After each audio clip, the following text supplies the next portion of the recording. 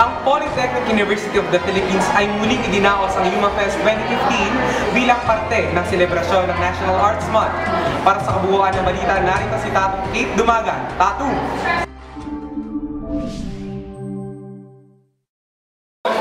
Narito ako ngayon sa tanghalang PUP kung saan nagaganap ang YumaFest 2015 na may temang sining at protesta para sa kaayusan at pagbabago.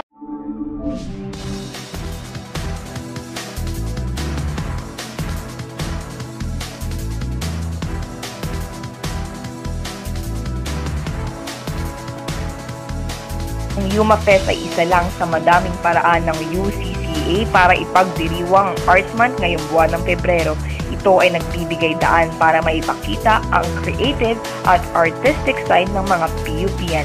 Lingid nga dito 12 klase mula sa College of Communication, College of Arts at College of Engineering ang naglaban-laban para sa 7 iba't ibang kategorya.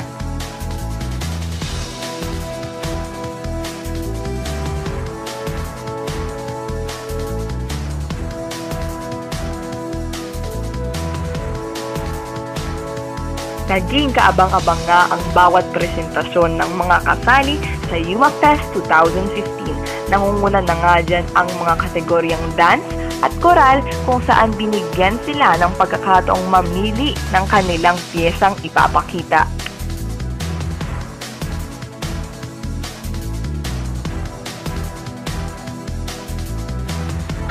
Inuwi nga ng BA-BRC 21D ang kampinado sa YumaFest 2015. Sinundan naman sila ng BA-BRC 22 at BAJ21 para sa first place at BA-BRC 24 at 23 para sa second place.